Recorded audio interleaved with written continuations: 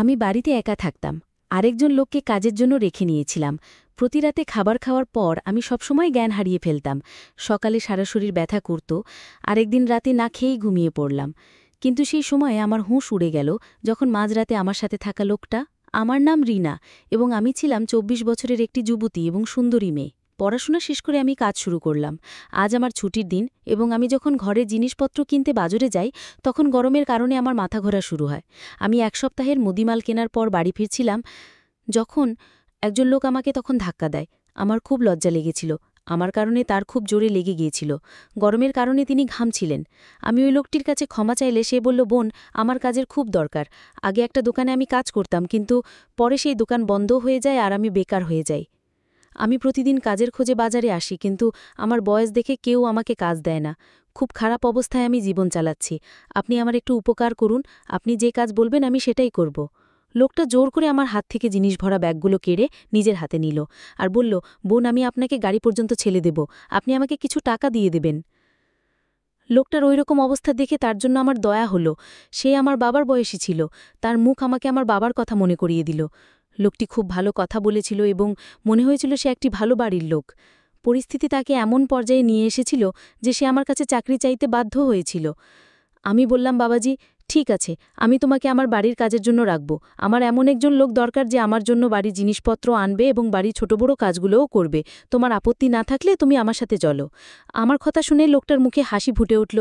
আমি বাবাজিকে তার বাড়ির কথা জিজ্ঞেস করলে বাবাজি বলেন যে তিনি অন্য শহর থেকে এখানে চাকরি করতে এসেছেন এবং তার মেয়ের বিয়ের জন্য কঠোর পরিশ্রম করছেন। প্রত্যেক বাবার মতো তিনিও চেয়েছিলেন তার মেয়েকে পৃথিবীর সব সুখ দিতে। তার কথা শুনে আমার চোখে জল এসে গেল। আমি বাবাজিকে সান্ত্বনা দিলাম যে আপনি চিন্তা করবেন না, সব ঠিক হয়ে যাবে। বাড়ি এসে বাবাজিকে কিছু ঘরের কাজ বুঝিয়ে দিলাম। আমি বাবাজিকে দিয়ে কিছু ঘর পরিষ্কারের কাজও করাতে চেয়েছিলাম। আমার ঘর খুব নোংরা হতো না, কিন্তু পরিষ্কার করার সময় আমার থাকত না। বাবাজি আমাকে বলেছিলেন যে তিনি খুব ভালো খাবারও রান্না করতে জানেন এবং তিনি নিজে থেকেই আমার জন্য খাবার তৈরি করবেন বলে জানালেন। আমি নিজে একটা চাকরি করা মহিলা ছিলাম, তাই আমি বাবাজিকে বলেছিলাম যে এখন থেকে আপনি সমস্ত দায়িত্ব পালন করুন, আমি আপনাকে খুব ভালো বেতন দেব। আমার কাছে টাকা পয়সার অভাব ছিল না, কিন্তু আমি একাকী জীবনযাপন করছিলাম এবং আমি চাকরির পাশাপাশি ঘর দেখাশোনা করতে করতে খুব ক্লান্ত হয়ে পড়তাম। সেই কারণেই আমি বাবাজিকে খুশি মনেই রেখে নিয়েছিলাম, কারণ তিনি আমার তাকে খুব ভালো মানুষ বলে মনে হয়েছিল। বাড়িতে তখন একটা ঘর দিয়ে দিলাম বাবাজিকে। এত বড় বাড়িতে আমি একা থাকতাম। অনেক বছর আগে আমি আমার বাবা মাকে ছেড়ে আলাদা হয়ে যাই। ঘরের চার দেয়াল আর আচার অনুষ্ঠান আমার একদম ভালো লাগতো না। বাবা আমাকে অনেক পড়াশোনা করিয়েছিলেন, কিন্তু তিনি আমার চাকরির বিরুদ্ধে ছিলেন এবং চেয়েছিলেন যে আমি পড়াশোনা শেষ করার সাথে সাথেই তার ভাগ্নিকে বিয়ে করি। বাবা আমার ৩ বড় দিদির সাথেও তাই করেছিল। পড়াশোনা শেষ করার সাথে সাথেই তাদের বিয়ে দিয়ে দেওয়া হয়েছিল এবং চাকরি করতে বাধা দেওয়া হয়েছিল। আমি আমার জীবনে এইসব চাইনি। এত তাড়াতাড়ি বিয়ে করার আমার কোনো ইচ্ছে ছিল না। আমি নিজের পায়ে দাঁড়াতে চেয়েছিলাম। বাবা আমাকে বলেছিলেন যে পৃথিবীর রূপরঙে যখন তোমার মন ভরে যাবে আর তুমি ক্লান্ত হয়ে পড়বে, তখন তোমার বাবার এক একটা কথা মনে পড়বে। বাবা হয়তো একদম ঠিক বলেছিলেন, তাই বাবাকে খুব মিস করতাম। যখনই আমি চাকরি থেকে ক্লান্ত হয়ে বাড়ি আসতাম, সেই বাড়িটি আমাকে আমার বাবা মায়ের কথা মনে করিয়ে দিত। আমার বাবা মা আমাদের বোনদের খুব যত্নের মধ্যে রেখেছিলেন এবং আমি কখনোই ঘরের কোনো কাজ করিনি। কিন্তু যখন থেকে আমি আমার বাবা মায়ের সাথে ঝগড়া করে বাড়ি ছেড়েছি, আমাকে নিজেকেই সবকিছু করতে হতো এবং ধীরে ধীরে আমি বুঝতে পেরেছিলাম কিভাবে আমার বাবা মা আমাকে পৃথিবীর সমস্ত রকম খারাপ ভালো থেকে রক্ষা করতেন। আমার ডিগ্রির জোরে আমি একটা খুব ভালো কোম্পানিতে চাকরি পেয়ে গিয়েছিলাম। যখনই আমি পিছনে ফিরে তাকাই, আমি বুঝতাম যে আমি বাড়ি ছেড়ে একদম সঠিক সিদ্ধান্ত নিয়েছি। কিন্তু এখন আমার বাবা মায়ের কথা মনে পড়ে আর আমি অস্থির হয়ে যাই। আমার বাবা বলতো, চাকরি করেও মেয়েদের বিয়ে করতে হয়, তাই ভালো ছেলেকে বিয়ে করে তোমাকে বিদায় করাই ভালো। অথচ আমি বিশ্বাস করতাম নিজের পায়ে আমায় দাঁড়াতে হবে এবং পরিশ্রম করতে হবে, জীবনে কিছু অর্জন করতে হবে। আমি এত তাড়াতাড়ি বিয়ে করতে চাইনি। বাড়ি ছাড়ার পর আমি আমার সব স্বপ্ন পূরণ করেছি। আমি সারাক্ষণ বাড়িতে এবং কাজে একা থাকতাম আর বিশ্রামের সময়ও পেতাম না। মাঝে মাঝে এত ক্লান্ত হয়ে যেতাম যে রাতের খাবার না খেয়েই বিছানায় পড়ে ঘুমিয়ে যেতাম। বাবাজিকে বাড়িতে রাখার পর থেকে আমি পুরোপুরিভাবে চিন্তামুক্ত ছিলাম, কারণ বাবাজি দুদিনের মধ্যেই বাড়ির সমস্ত দায়িত্ব বুঝে ফেলেছিলেন এবং সম্পূর্ণ আন্তরিকতা ও নিষ্ঠার সাথে তিনি ঘরে সব কাজকর্ম করতেন। আমি ঘরের কাজের জন্য তাকে রেখেছিলাম, কিন্তু রান্না খাওয়ার দায়িত্ব সে নিজেই নিয়ে নিয়েছিল। বাবাজি খাবার খুব ভালো রান্না করতেন। তারপর থেকে আমি সবসময় বাড়িতেই রাতের খাবার খেতে শুরু করেছিলাম। নইলে বেশিরভাগ রাতের খাবার আমি আগে বাইরে থেকেই অর্ডার করতাম বা না খেয়েই ঘুমোতে যেতাম। রাতের খাবার খাওয়ার সাথে সাথে আমার এত ঘুম আসতো যে আমি বিছানায় শোবার সাথে সাথে ঘুমিয়ে যেতাম, আর তারপরে আমি সকালবেলাতে ঘুম থেকে উঠতাম। বাবাজি আসার পর থেকে আমি আমার ঘুম নিয়ে খুব চিন্তিত ছিলাম, কারণ আগে সারা রাত বিছানায় শুয়েও কিছুতেই ঘুম আসতো না। ক্লান্তির কারণে আমার সারা শরীর ব্যথা করত, কিন্তু বাবাজির আসার পর আমি খুব আরাম পেয়ে গিয়েছিলাম এবং আমার খুব ভালো ঘুম আসতে লাগল। তাকে নিয়োগের মাত্র ১৫ দিন হয়েছিল। সব কিছু খুব ভালো যাচ্ছিল। একদিন রাতে আমার কিছু অফিসের কাজ ছিল, তাই আমি খাবার একপাশে রেখে প্রথমে কাজ করতে লেগে গেলাম। কিছুক্ষণের মধ্যে বাবাজি ঘরে ঢুকলেন। আমি বাবাজির দিকে তাকিয়ে জিজ্ঞাসা করলাম, এত রাতে এখানে কি করছেন? তিনি বলতে লাগলেন যে আমার মনে হলো যেন আপনার শরীর ভালো নেই, আপনার ঘরের আলো জ্বলেছিল বলেই দেখতে এসেছি, কারণ তোমাকে নিয়ে আমি চিন্তায় পড়ে গিয়েছিলাম। আমি বাবাজিকে বললাম যে না, আমি একদম ভালো আছি, আমি আমার কাজ করছি, আপনি ঘুমাতে যান। বাবাজি চলে গেলেন। আমি যখন আমার কাজ শেষ করে ঘুমাতে গেলাম, তখন আমার মনে একটা প্রশ্ন এলো যে বাবাজি গভীর রাত পর্যন্ত জেগেছিলেন কেন, যখন তিনি আমার সামনেই ঘুম থেকে উঠে যান? আমার ঘুম থেকে ওঠার আগেই বাবাজি ঘরও পরিষ্কার করে দেন রোজ, আর আমি উঠে দেখি যে আমার জন্য জলখাবার বানাতে ব্যস্ত থাকেন তখন। এসব ভাবতে ভাবতে কিছুক্ষণ পর ঘুমিয়ে পড়লাম এবং প্রতিদিনের মতো সকালে ঘুম থেকে উঠে আমি অফিসে চলে গেলাম। কিন্তু কোথাও বাবাজিকে নিয়ে আমার মনে অনেক প্রশ্ন উঠছিল। আমি বাবাজিকে মোটেও চিনতাম না এবং তাকে এতটাই বিশ্বাস করেছিলাম যে আমি তাকে আমার বাড়িতে জায়গা দিয়েছিলাম। আমি এদিকে প্রায় প্রতিদিনই অফিসের কাজে নানা রকম সমস্যার মুখোমুখি হতাম এবং তারপর আবার বাবাজিকে নিয়েও চিন্তিত ছিলাম। যাই হোক, বাবাজি খুব ভালো কথা বলতেন এবং বাড়ির কাজও মন দিয়ে করতেন। তাকে নিয়ে আমার কোনো সমস্যা ছিল না, তবে গত রাতের কথা আমাকে কিছুটা বিভ্রান্ত করেছিল। সন্ধ্যায় আমি বাড়ি ফিরলে বাবাজির সঙ্গে সঙ্গে চা বানিয়ে আমার ঘরে নিয়ে আসেন। আমি বাবাজিকে জিজ্ঞেস করলাম তার পরিবারের সদস্যরা কেমন আছেন এবং তার মেয়ের বিয়ে কবে। বাবাজি নিজেই বলতে শুরু করলেন যে তার পরিবারের সদস্যরা গ্রামে থাকেন, আর বাবাজি শহরে এসে থেকে অনেক বছর কেটে গেছে। তিনি এই কাজই করেন এবং বছরে একবার তার বাড়িতে যান। তার মেয়ের বিয়ের ৬ মাস বাকি এবং বাবাজিকে তার মেয়ের বিয়ের প্রস্তুতি নিতে হবে, এই জন্য তার টাকার প্রয়োজন। আমি বাবাজিকে বললাম, আপনি চিন্তা করবেন না, আমি অবশ্যই আপনার মেয়ের বিয়ের জন্য যথাসম্ভব সাহায্য করব। সে খুব খুশি হয়ে চলে গেল, আর আমি ভাবতে লাগলাম এই লোকটাকে বিশ্বাস করে আমি ঠিক করছি কিনা। ভাবলাম বাবাজিকে একবার বাজিয়ে দেখে নেওয়া উচিত যে সে ঠিক কিনা। আমি রাতের খাবার খাইনি আর অসুস্থতার অজুহাতে তাড়াতাড়ি ঘুমাতে চলে গেলাম। আমি চোখ বন্ধ করে অনেকক্ষণ শুয়ে থাকলাম, কিন্তু কিছুই হলো না। আমি ভাবলাম যে আমি অকারণে একজন ভালো মানুষকে সন্দেহ করেছি এবং আমি কি না কি ভেবে ফেলেছিলাম। এরই মধ্যে ঘরের দরজা খুলে লোকটি আমার ঘরে ঢুকে এলো। আমি দরজায় ভিতর থেকে তালা লাগিয়েই শুয়েছিলাম, কিন্তু ঘরের বাড়তি চাবি দিয়ে ঘরের দরজা খুলেছিল ওই লোকটা। আমার শ্বাস বন্ধ হয়ে গেল। এত রাতে সে আমার ঘরে কি করতে এসেছিল জানি না। আমাকে ঘুমোতে দেখে সে ঘর থেকে বের হয়ে গেলে আমি যেন প্রাণ ফিরে এলাম। উফ!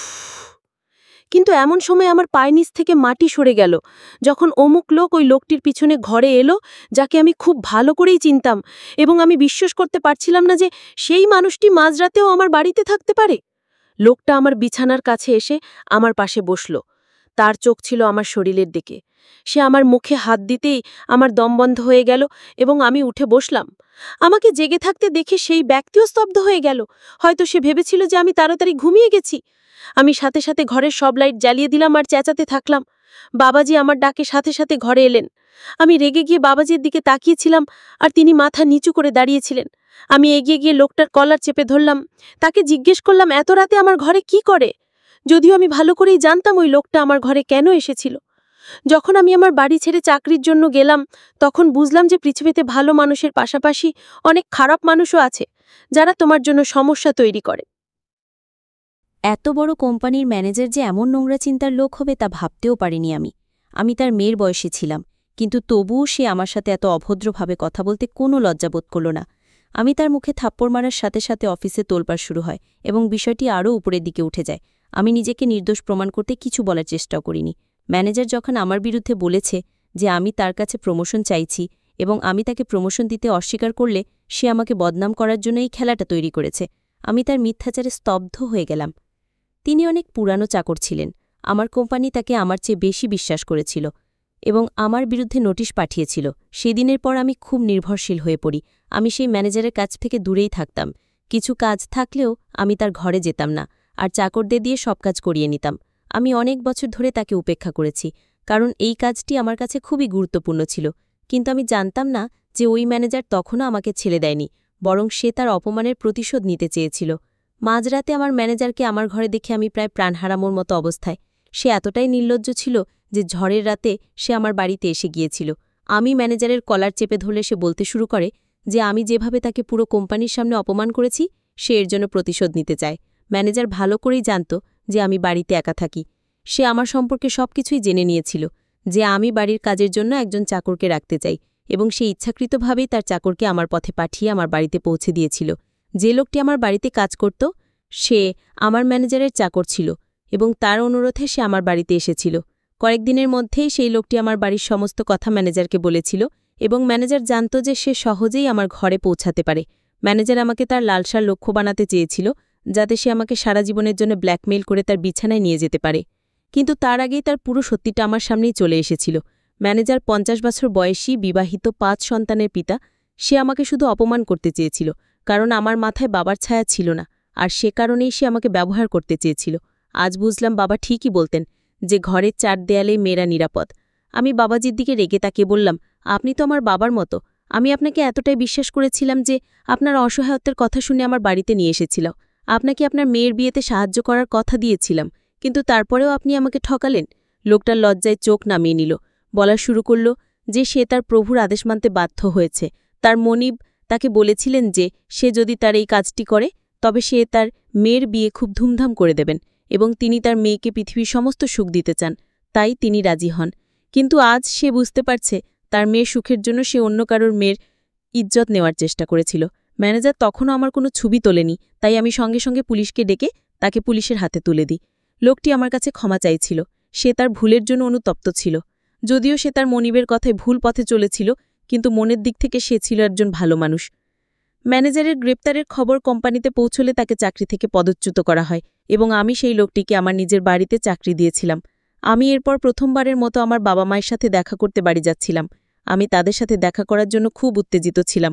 আমি তাদের কাছে ক্ষমা চাইতে গিয়েছিলাম, কারণ আমি খুব ভালো করেই বুঝতে পেরেছিলাম যে আমি কতটা ভুল ছিলাম। আগে আমার বাবা মার কথা আমার খুব খারাপ লাগত, কিন্তু এখন জানতে পারলাম যে তারা আমার চেয়েও বেশি দুনিয়ার খবর রাখে। আমি যখন আমার বাড়িতে পৌঁছালাম তখন আমার বাবা মা আমাকে দেখে খুব খুশি হলেন, এবং আমার বাবা সব ভুলে আমাকে জড়িয়ে ধরলেন। আমি আমার বাবাকে বললাম যে আমি খুব ভালো কাজ করছি এবং এখন আমি বিয়ে করতে চাই। আমার কথা শুনে বাবা মুচকি হেসে বললেন, তুমি যে ছেলেকে পছন্দ করবে তার সাথেই তোমার বিয়ে দেব।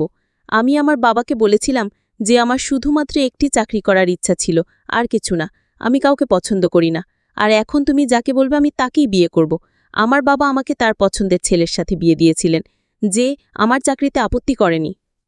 আমি বুঝেছিলাম যে একজন নারীর মাথায় কোনো পুরুষের ছায়া না থাকলে এই দুনিয়া তার সুযোগ নিয়ে সর্বনাশ করতে ছাড়ে না। একজন মানুষ বিয়ের পরেও তার ইচ্ছা পূরণ করতে পারে, এবং আমিও চাকরি করে আমার ইচ্ছা পূরণ করেছিলাম। আর বাবা সত্যি বলতেন, একজন নারীর অহেতুক কাজ করা উচিত নয়।